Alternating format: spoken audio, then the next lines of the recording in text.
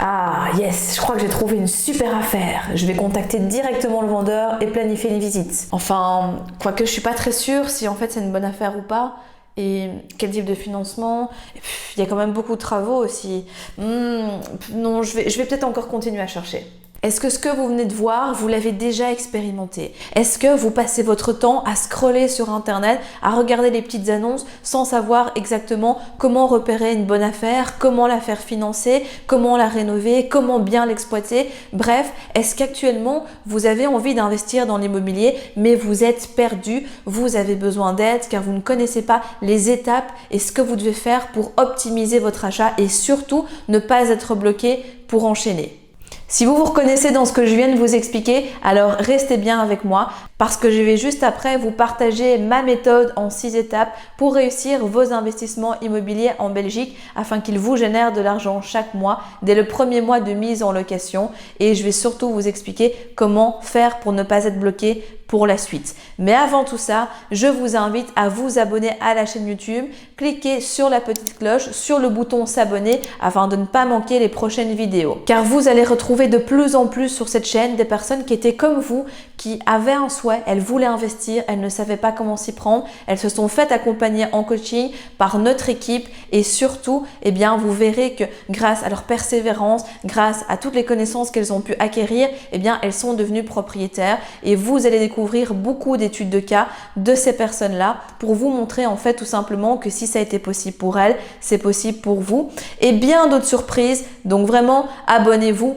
avant qu'on aborde cette méthode en 6 étapes. Alors peut-être que c'est la première fois que vous me découvrez, peut-être pas. Si c'est le cas, je vais me présenter en quelques mots. Je m'appelle Elodie, je suis investisseuse, coach immobilier certifié, conférencière et fondatrice de Real Estate in Belgium, un organisme qui a pour but de vous aider à investir dans des biens qui vous rapportent de l'argent chaque mois. Si aujourd'hui mon parc immobilier grandit d'année en année, sachez qu'il n'en a pas toujours été autant. Alors que je devais réaliser ma première acquisition immobilière, je me suis faite licencier du jour au lendemain et cela non seulement en plus d'engendrer beaucoup de dégâts professionnels, financiers et psychologiques parce que c'était extrêmement difficile à vivre, cela a reporté de nombreux mois ma première acquisition et donc tout le plan que j'avais mis en place pour prendre les rênes de ma vie. Après, ça ne m'a pas empêché d'atteindre mes objectifs puisque grâce à ma détermination, à ma persévérance et à ma résilience, j'ai pu au fur et à mesure du temps acquérir différents types de biens, que ce soit des entrepôts, des garages, maisons ou encore appartements dans différentes zones, que ce soit à Charleroi, à Liège ou encore sur Bruxelles avec différents modes d'exploitation. Et tout cela m'a permis depuis un moment de pouvoir vivre de mes revenus immobiliers et surtout de vivre ma définition de la vie et donc d'avoir une vie avec plus de temps, plus d'argent et plus de liberté. Car l'immobilier a été un vecteur qui a été clairement mis au service de ma vie. Et c'est cette passion pour l'investissement et surtout le souhait de vous aider à en faire autant qui m'a motivée en fait en décembre 2018 à créer Real Estate in Belgium, qui est un organisme qui vous accompagne au travers de coaching individuel, de groupes, de mastermind, de formations en ligne, de séminaires, de conférences, de vidéos comme celle-ci, bref, au travers toute une série d'outils pour vous aider à votre tour d'atteindre vos objectifs immobiliers. Real Estate in Belgium, c'est plusieurs centaines de milliers de personnes qu'on a déjà impactées au travers de tous les médias que je viens de vous citer et qui petit à petit, chaque jour, avancent un petit peu plus vers leur objectif. Et donc, voyons maintenant quelle est la première étape. La première chose à faire, c'est de définir une stratégie qui est adaptée à vos objectifs, à votre situation et de devenir expert de votre zone. Je vois trop de personnes qui sont, comme moi je l'étais tout à l'heure, occupées de chercher sur internet, à regarder tout et n'importe quoi et en n'ayant aucune stratégie derrière. C'est extrêmement dangereux. Dangereux parce que l'immobilier c'est quelque chose qui est sur du long terme. C'est pas juste une approche court terme comme certains vont vous la vendre. Nous ce qu'on prône c'est vraiment une approche long terme parce que les conséquences sont durables. Vous pouvez toujours vous défaire d'un mauvais investissement bien entendu, mais ça sera tout de même plus compliqué. Donc l'idée, le but c'est quand même de le faire dans les règles de l'art afin que vous ne soyez pas bloqué. Et à l'heure aujourd'hui, à l'heure d'internet, on entend beaucoup de personnes qui investissent dans la colocation, d'autres qui font l'achat-revente, d'autres qui font la division, d'autres qui font du classique et on peut être un petit peu perdu dans toute cette corde d'informations parce que Tante Yvonne nous dit de surtout pas investir, on va vous dire sur une autre chaîne de faire tel investissement, votre voisin va vous dire ah non surtout pas le nouvel Eldorado, c'est tel mode d'exploitation et ainsi de suite et en fait on s'y perd. Mais ce qui est important vraiment, c'est toujours de recentrer votre stratégie par rapport à vous. Déjà vous allez être capé parce qu'en fonction du revenu que vous avez, vous pouvez emprunter un certain type de bien, vous pouvez en fait emprunter une certaine enveloppe. Ça sert à rien de commencer à regarder des biens qui sont à plus d'1 million si vous pouvez royalement emprunter 400 000 euros. Vous comprenez, l'exemple est un peu gros mais c'est pour vous montrer l'idée. Pareil, au niveau de vos objectifs, l'immobilier pour moi et la manière dont on l'entend chez Real Estate in Belgium, c'est qu'en fait c'est un organisme qui doit être mis au service de votre vie et non pas l'inverse.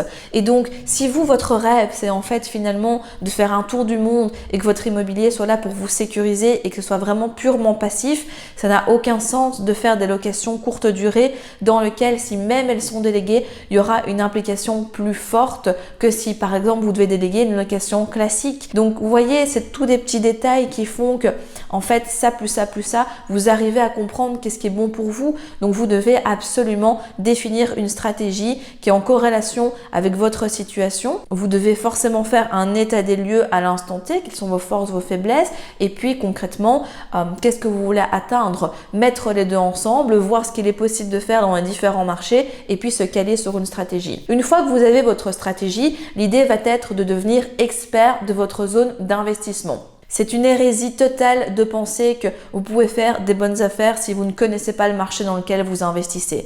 Comment, si vous ne connaissez pas les chiffres, comment est-ce que vous savez si vous achetez au prix, si vous achetez au-dessus, en dessous du prix du marché? Tout ça, c'est extrêmement fondamental. Le but ultime, c'est de connaître les zones, c'est de savoir sur base d'une simple annonce sur Internet pour dire « Ok, bah là, je sais que c'est une zone qui est intéressante pour moi. Là, je vois que le prix, il est au-dessus du prix du marché. Donc, soit il faut une négociation, soit je passe mon chemin. » Devenez expert de votre zone. Et c'est ok d'aller investir dans des zones que vous ne connaissez pas parce qu'un fondamental va être vraiment de connaître au maximum, d'explorer votre zone, de faire des recherches afin de la maîtriser vraiment du point de vue de l'investisseur. La deuxième étape va être de trouver un bien à fort potentiel et de le négocier au meilleur prix. Vous avez déjà certainement entendu que la bonne affaire se fait à l'achat.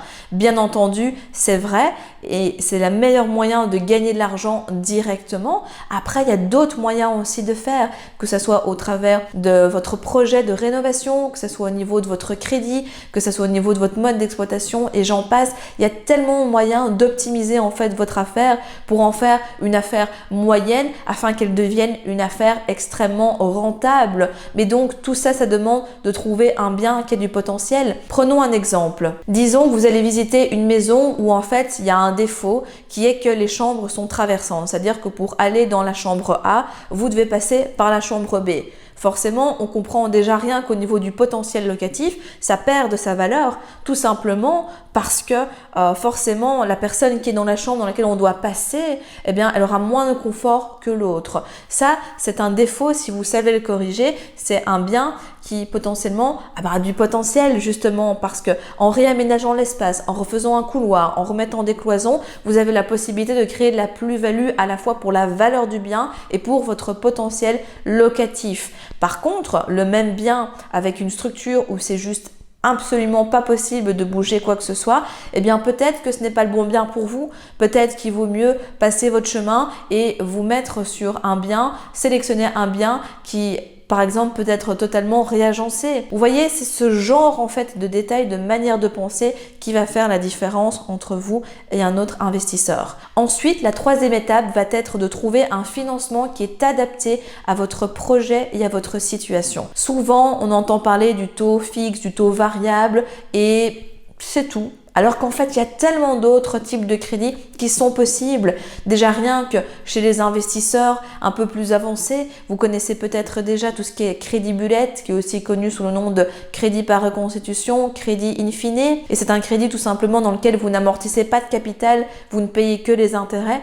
Et à la fin du crédit, vous soldez l'entièreté. Il y a ça, il y a des crédits qui commencent plus haut, qui terminent plus bas, il y a des prêts accordéons. Il y a tellement en fait de moyens au niveau du financement et même encore au niveau du financement à 100% 125%. En Belgique, à l'heure actuelle, en 2020, il est toujours possible de se faire financer à 125%, mais il faut connaître ces astuces, il faut savoir comment se démarquer, mais il faut surtout sélectionner un financement qui est adapté à vous, parce que si vous, votre stratégie, c'est de faire du patrimonial et donc pas quelque chose qui vous rapporte énormément d'argent chaque mois, mais plutôt une stratégie, disons, sur Bruxelles où votre bien, prend de la valeur chaque année pour sécuriser votre retraite. Par exemple, vous aurez tout intérêt à faire un crédit avec de l'amortissement. Par contre, si au contraire, vous, une des faiblesses que vous avez, c'est le fait que vous n'avez pas beaucoup de cash, ça va avoir du sens de se créer une machine à cash avec le crédit bullet pour justement performer par rapport à ça et réinvestir après dans des biens que vous allez amortir en tout ou en partie en fonction du type de crédit. Ensuite, la 4e étape va être de rénover pour augmenter la valeur de votre bien et le potentiel locatif. Alors la rénovation, j'entends souvent des personnes qui me disent « Elodie, moi je sais que pour faire une bonne affaire, je dois absolument rénover tout. » Non, c'est faux. Arrêtez de croire que pour faire une affaire en or, vous devez absolument rénover de A à Z et garder juste les murs. Bien sûr, on va pas se mentir et jamais je vous dirai le contraire. Au plus vous allez rénover, au plus vous allez pouvoir créer de la plus-value, au plus vous allez acheter moins cher, au moins il y aura de cash à mettre et tout ce qui s'ensuit. Bien évidemment. Par contre, c'est pas fait pour tout le monde. Quand on commence, il y a certaines personnes pour qui c'est important d'abord pour qu'elles puissent dormir la nuit, de faire d'abord un rafraîchissement. Vous avez toute la vie devant vous, commencez petit si vous préférez, passez au moyen et puis passez à la rénovation lourde. C'est propre à vous, c'est vous qui allez assumer les conséquences de l'immobilier. Donc, n'en doutez jamais, n'écoutez pas des personnes qui vont vous dire si vous ne le sentez pas à l'intérieur que vous devez totalement rénover un bien. Si vous, rien qu'à l'idée par exemple de changer de gêne cuisine, c'est déjà extrêmement compliqué. Pensez toujours à ce que vous pouvez gérer. Vous avez vraiment le choix au niveau de ce que vous pouvez faire en termes d'étapes, en termes de type de rénovation. Mais clairement, la rénovation est une des étapes incontournables pour être pérenne dans l'immobilier. La 5e étape va être de maîtriser les fondamentaux, les lois et réglementations en vigueur par rapport à ce que vous réalisez. Vous devez maîtriser la fiscalité, vous devez maîtriser le financement, vous devez maîtriser la réglementation au niveau des baux et c'est ça qui va faire la différence. Si vous ne savez pas que par exemple, quand vous louez un garage, cette location elle est soumise à la TVA et qu'un jour il y a un contrôle, vous serez dedans. Il y a des moyens de contourner ça bien évidemment. Vous ne devez pas spécialement payer directement la TVA. Si vous ne savez pas que par exemple à Liège, à l'urbanisme, ils demandent telles conditions pour tel type d'exploitation alors qu'à Charleroi c'est pas pareil et que vous pensez que du coup normalement ça doit être comme à Charleroi alors qu'en fait vous êtes à Liège et c'est pas ça, vous allez avoir des problèmes. Donc maîtrisez déjà tout ce qui est inhérent à la Belgique et surtout renseignez-vous par rapport à la région, renseignez-vous par rapport à votre commune, par rapport au mode d'exploitation et tout ce qui s'ensuit. C'est un fondamental pour pouvoir continuer à enchaîner et ne pas être bloqué. Et enfin, la 6e et dernière étape consiste tout simplement à mettre en location votre bien, mais à tellement bien mettre votre bien en avant, que ce soit vraiment un projet coup de cœur, que les locataires, vous puissiez attirer des locataires de meilleure qualité, qui vont avoir le coup de cœur pour votre bien, qui seront prêts à payer plus, donc à mettre des loyers dans la fourchette haute du marché, qui seront soigneux, qui seront respectueux, qui vont rester longtemps. Vous avez vraiment la possibilité et le choix. Nous, ce qu'on prône, c'est de ne pas être des marchands de sommeil.